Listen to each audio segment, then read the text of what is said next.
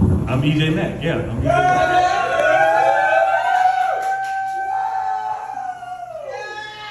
All right, I'm done, y'all. That's all I need. That's all I fucking need is all I got there tonight. But I wish I was there from yesterday, man. I had a bad situation yesterday. I had police kick in my door. Yeah, man, it's a bad situation. Police kicked in my door. But I've never felt more than a white American ever in my life. That's the whitest I've ever felt ever in my life. It was yesterday. They kicked open my door and said, "Freeze!" I froze. Saw drugs on the table. They pinned me up against the wall. Said, "Don't move." He called for backup. John said, "We need backup." He called for backup. He said, "Can you explain these drugs?" I said, "If you let me do it, I really can't explain these drugs. Just give me a few seconds, I can explain these drugs." He said, "Well, explain them then." Well, God's honest truth, and this is the truth.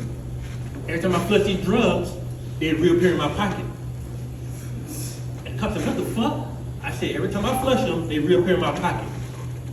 He said, "Can I prove it to you right now?" He looked good, thought about it, prove it right now. Still handcuffed. I had the drugs in my hand. I dropped the drugs in the toilet. As I was flushing, the other cop came in. He said, "What's going on in here?" He said he can flush these drugs and they're gonna reappear in his pocket. The other cop was like, "What the fuck?" And the other officer said, he said, "Watch this. All right, empty your pockets. Show us the drugs." I said, "What drugs?" And he got so mad, and I didn't go to jail. That's the whitest I've ever felt ever in my life. But what fucked me up was a few days before that, I went to a comedy club in Columbia. It's a pretty decent club. You know, they have open mics, you go there, say what you want. And one of these days, me and another Conrad, we drove there, and we got there before another few of our comics got there. And we're trying to save seats. So in the process of saving seats, people came by, they was like, "Hey, can we sit here?" We was like, "No, we got friends." "Can we sit here?" "No, we got friends." Stuff like that. So it was this one lady, she had food in one hand, she had drink in the other hand. So she said, "Can I sit here?" I couldn't turn her away. She said, "Sit down." And she didn't look bad. She didn't look bad at all. For the simple fact that she had big titties. She had some real big ass titties. Alright? And I like big titties. I can't help it. I love big titties. And the dude on stage, he was telling jokes. And I would just laugh just for the heck of it, so I get eye contact with her. I get eye contact with her, I can look at those titties for about 3 or 4 seconds, alright? Get a quick glance at them. There's some nice titties. I'm serious, those are real nice titties. And then dudes are making jokes, and we laughing together, and we know each other. We are together now. Me and this woman got a special connection now. We're laughing together. The dude's on stage, he said something about a transgender joke. And I started laughing just like I've been laughing before, try to get a quick glance. And this woman's not laughing no more. Not laughing at all. The woman grabbed my hand, looked me dead in the eye, and said, "Why the hell he picking on transgenders? It's 2 in here and I'm one of them." I said, "What the fuck?" I said, "You a dude?" She said, "Yes, I am a transgender." I got the fuck up. I was gonna sit there, not because I got something against transgenders, I just like titties. And if I'd have sat there longer, I'd have kept looking at them, alright? So I got the fuck up my left. I came back and I got touched once. She said, "Get the fuck out of here," so I just left. So it didn't work out like that. But living in Georgia, because I'm not from Georgia, I live in a small town called Waynesboro. None of y'all probably ever heard that town day in your life, but it's a very small town. But it's some weird things that happened to me in this small town for the fact that I used to be a personal trainer. Being a personal trainer in a small town, everybody's gonna know you. This woman came to me and said she wanna lose weight because she's getting married. I said, "Fine, I'll help you." She said she wanna tighten up her stomach and lift her ass a little bit. I said, "Of course I'll help you. Let's get to work." She got 3 months to lose this weight. During this journey, this woman started liking me. And I'm not, I'm shocked. I am shocked that this woman liked me. And it's not the fact that she's engaged. A great wise man once told me, engaged ain't married. Michael Scott from the office, okay? He told me that, okay?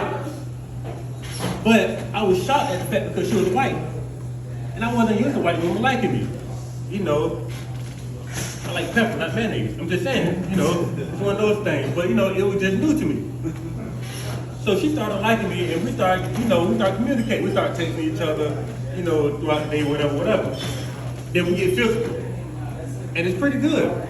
You know, not like, I'll fight you over it kind of good, but, you know, it was good.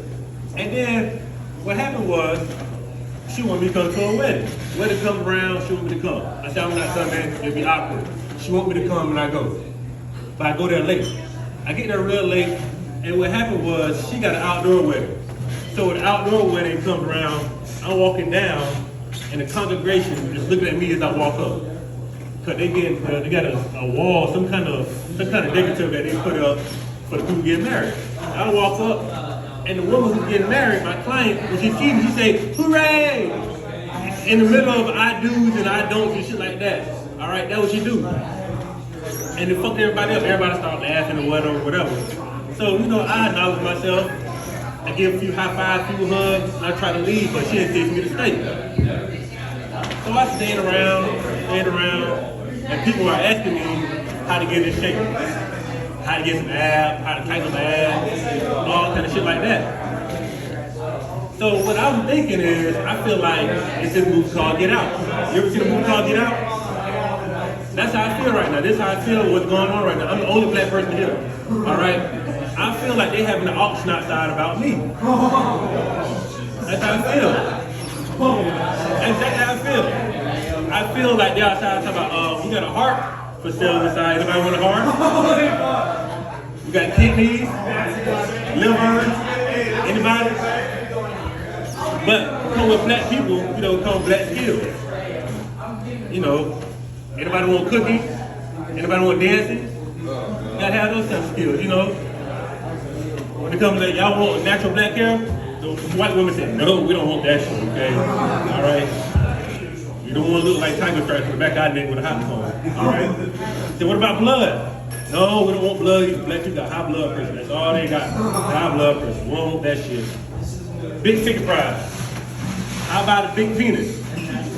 Those white people went fucking crazy. They wanted to say, hey, how big is this? About 11 inches. No, we don't want that shit. That shit's too big. She's gonna notice. All right? We don't want that shit either.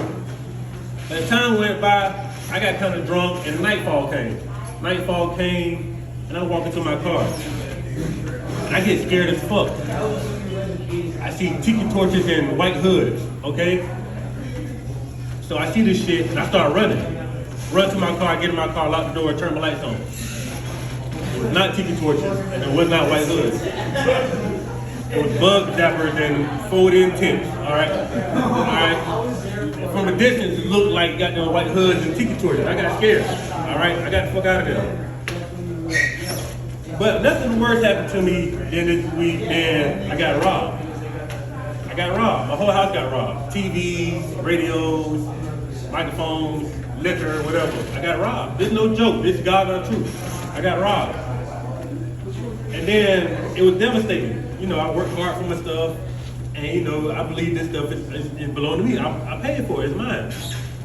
So I called my family around, and I told them I got robbed. And my uncle come to me. He was like, "Nephew, I got a TV for you, $200. Do you want it?" I said, "How big is it?" He said, 65 inch. I said, "Yes, I want a TV, bring it here." I shouldn't have did that. That was the worst mistake I ever did this week.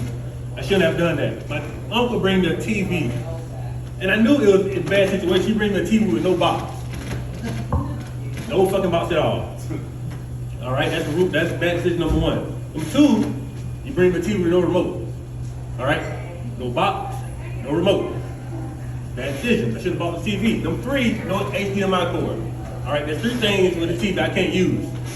He put it on my wall, he leave, I pay him. He said, I bring back the remote. Something tell me to plug in the TV. So I plug it in. It loads up, Samsung goes across the screen, and it says loading initial. It gets to 100, and I see the weirdest shit I've ever seen in my goddamn life. I turn my head like this, it said 20 pieces, 2 large size, and a large Coke for $19.95. This nigga stole a TV from Popeyes, okay? Okay, He didn't even try to take the stickers off the back or anything. All right? Then he stole this goddamn TV. I told him, come get this shit out of my goddamn house before I kick your ass. All right? Mother came back that TV, he said, hey, nephew, don't piss in the water you got to drink out of. Hello, and walk the fuck out my house, all right? Piss me the fuck off. I'm EJ Matt, thank y'all, man.